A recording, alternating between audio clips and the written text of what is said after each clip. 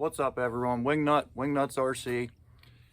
I can't believe I'm making another video about this, but after the emails that I've gotten the last couple days from this company, I feel like I need to. I let it simmer for a couple days because at first I was like, wow, I was pretty offended by what they said in their email. But then after letting it cool down a little bit, talking to some people, they told me, yo, make another video of it. And then this morning I got another email, same disrespect. Well, it started out that way and then kind of transitioned a little bit to where they're going to now send it off to like the main people at Hobbywing. So apparently I was talking to like a rep and he wasn't representing them very well. So maybe it's just a bad representative that I got. Maybe the other guys are better to deal with. I don't know. I know when I talked to their guys at Motorama years ago, they were, pretty cool company. And that guy was really cool to talk to. However, my most recent experiences have not been that way. So I don't know if they changed ownership or, like I said, if it's just somebody that's working for them that's misrepresenting their company. But either way, this is what I dealt with as a customer. When I first reached out to them, I didn't bring up about my channel. I didn't bring up about, how long I've been in the industry. I just went in there basically as a customer, as one of you guys would, and explain an issue that I was having. From the get-go, I don't know, I felt like the guy, he obviously wouldn't take ownership of the problem, and he kept blaming traxxas, was talking mad crap on traxxas. And as far as I'm concerned, traxxas, that's like the #1 industry, or #1 company in the industry. Horizon Hobby is big, but like these guys are on their own. This is one brand, with the exception of the Trax line now, that have survived all the economy issues and everything. Traxxas, that's the biggest, single name in RC. How are you going to sit there and talk crap on them? Like, they have the stuff dialed in. They've been doing it for decades. And they do everything in-house there in Houston, Texas. I think it's Houston, somewhere in Texas. They're not sending their stuff over to China to get built. Yes, some of their stuff probably gets built over there. I'm not going to say it doesn't, but, it's not all their stuff that then gets shipped to a hub in California and distributed to us. Like, they do all their stuff in Texas. So I trust their stuff. I have a ton of traxxas. Here's a traxxas. Bunch of traxxas up there. Here's a traxxas. I have a ton of traxxas stuff, and I don't have issues with their stuff. And if I do, I call them directly. I talk to a guy. He walks me through every possible scenario to try to get that part fixed. If all that fails, then 9 times out of 10 they'll send me a new one, or they'll offer me a credit and they'll actually do an upgrade, because normally by then I'm ready to put something better in there. So I don't know. I don't like how Hobbywing treated me from the get-go. They not only wanted to point the blame at traxxas, but then from there, and again, this car, it only has stock traxxas electronics in it. It's a stock brushless traxxas motor. It's a stock traxxas receiver, radio. It's a very basic kit. It's not some crazy no prep car that is running like a crazy phantom motor or anything. Like, it's bone stock RTR stuff. So it's not pulling a heavy load on the ESC or anything like that. I'm not out running competitions with it. I do have a crazy cat here right now. This guy, apparently he wants to be on the camera. He's over here playing with his toys. This is Maverick. Craziest cat you'll ever meet. But, so, after we were done pointing fingers, and I proved him wrong, and basically, like, I proved that there was an issue with the ESC. Well, then the guy started basically belittling me and saying that I don't know what I'm doing. Saying that I'm misdiagnosing it, that I'm not testing it right. I tested everything the way he suggested before he suggested it, before I even reached out to them. I've been in this hobby for, since I was a little kid. I'll be 37 next month, And I've been doing this since I was like 5, maybe. I think that's when my uncle bought me my first Radio Shack RC car that I had to make faster. So I've been doing this for, over 30 years now. And I've gone to like, a ton of events. I've met a lot of people in this hobby and I love it. And it's consuming my life at this point. Like it's truly an addiction. But one of the best ones you can have, with the exception of stuff being expensive. This definitely is more expensive than any drug addiction you could have. But, with all that being said, like, I know what I'm doing. Like, I'm not an expert, I never went to school for it, but I've been around it for, 30 years, so I can diagnose and find out what's going on. I'm very mechanically inclined. And with that being said, I went to school for body shop, and I take a lot of pride in my work. Unfortunately, I can't really do that stuff anymore due to health issues. The body shop industry takes a toll on your body. That stuff's no joke. When the old timers say that, like breathing that stuff in every day, the strenuous task that it takes on your body, like that's no joke. So when you hear one of those old timers complaining, like he means it.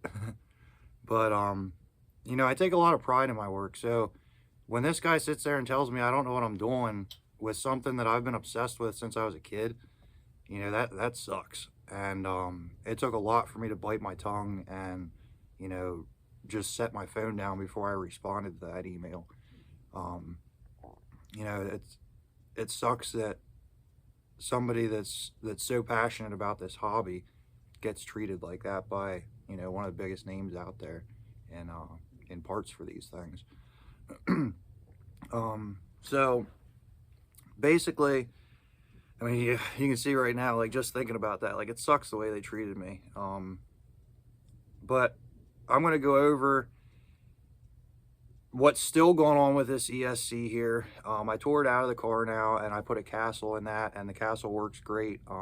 If you're not subscribed, hit the subscribe button, because this thing is way faster with that castle in it than with the hobbywing. So check that thing out. I'm telling you, hit the subscribe button. There's a video of this coming soon with the new castle in it, and it's definitely an improvement. So I don't know, maybe that's the good that came out of it. I had to deal with some crap with this company, but now I got a way better company in there that's, it's gonna blow the tires off that thing. I might have to upgrade the Ford now, so the Chevy's not faster than the Ford. I don't know. What are we gonna put in that one? Better click that subscribe button. But anyway, so I have this out now. I have it hooked up to a battery. This is another thing I should mention.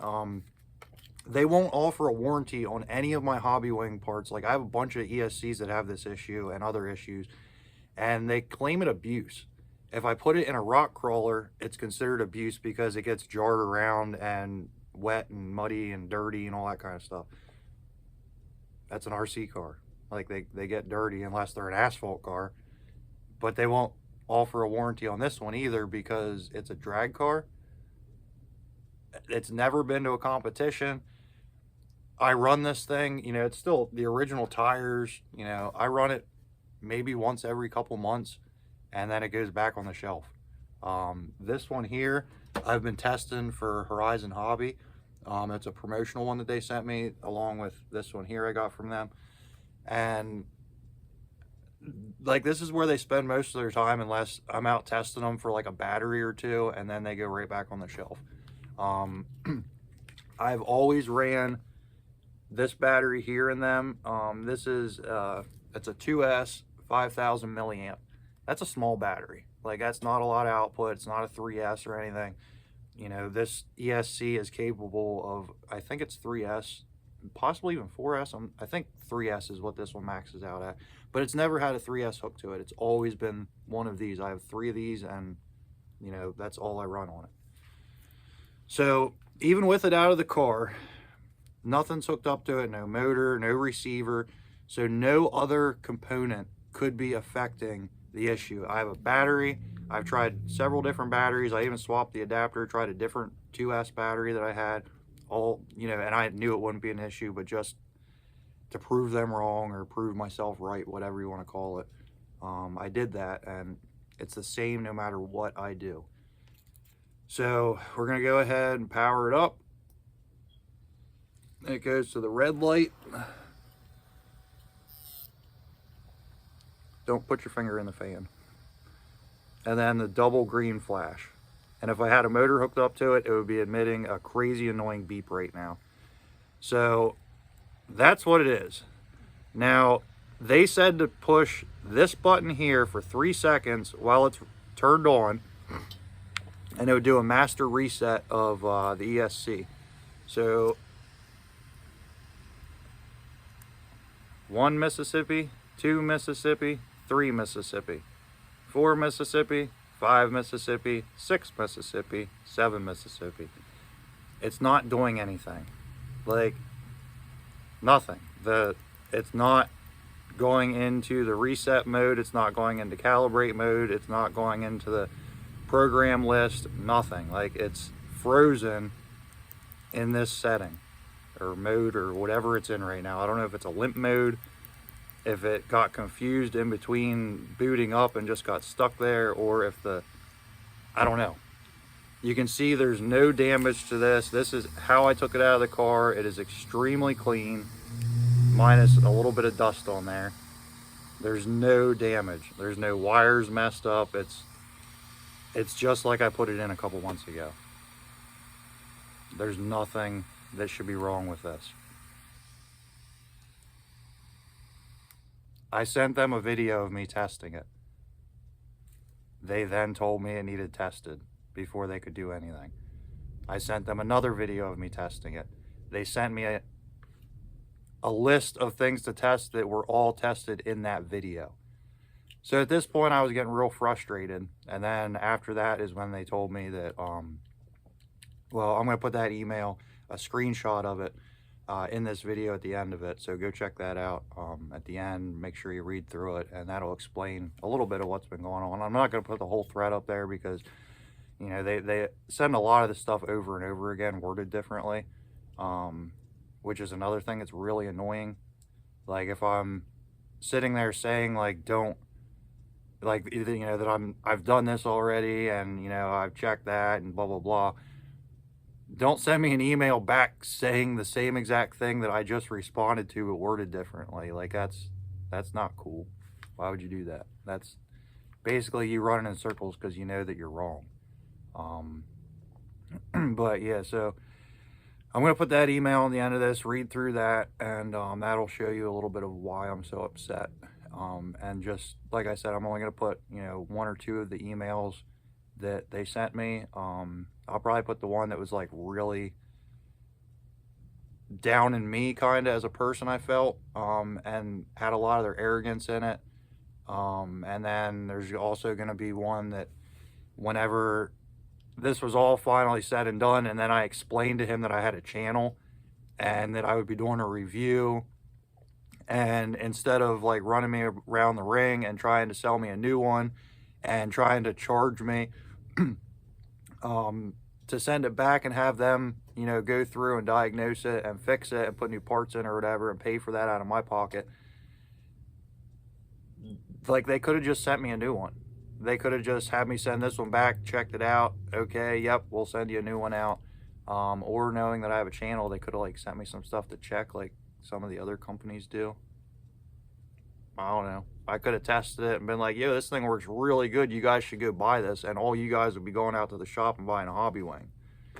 But instead, I got this broken one that doesn't work that I had to pay for out of my pocket, along with like 10 other ones that don't work because I got them all together on a sale. Now I know why they were on sale. They probably knew they had an issue. But, so I don't know. I'll let it up to you guys. You know, comment down below. Let me know what you think. If you would have been offended by this situation, tell me. If you think I'm overreacting, tell me. If you found a solution for this, please tell me. Because I got a whole box of these things that don't work right now that I don't know what I'm going to do with. Maybe cut them apart and make like little amps for my little speakers that I made. If you didn't see that video yet, that Jeep right there, I made a subwoofer enclosure with LEDs and all kinds of stuff. It looks really cool. Just something I made out of scraps I had laying around, a old junk Bluetooth speaker housing, and looks pretty cool. I like it. So maybe that's what I'll do. If they won't do anything with these, I'll make little amps out of them, out of the top piece. I think that'd be cool. I don't know. What do you guys think? You think that's a good idea? Comment down below. I'm telling you guys, hit that subscribe button, hit that like button, ring the bell, all that stuff that, you know, all the videos tell you to do. I'm not gonna sit here and go through that every video, but please, you know, help support my channel, because now I got more stuff to buy. I need money. I'm just messing with you guys, but please help support us. Hit that subscribe button. I love, you know, clicking on here and seeing like 5 more people added to my subscription list. It's really cool. So I'm going to put that email up here now, and I'm going to let you guys get to my other videos. Later.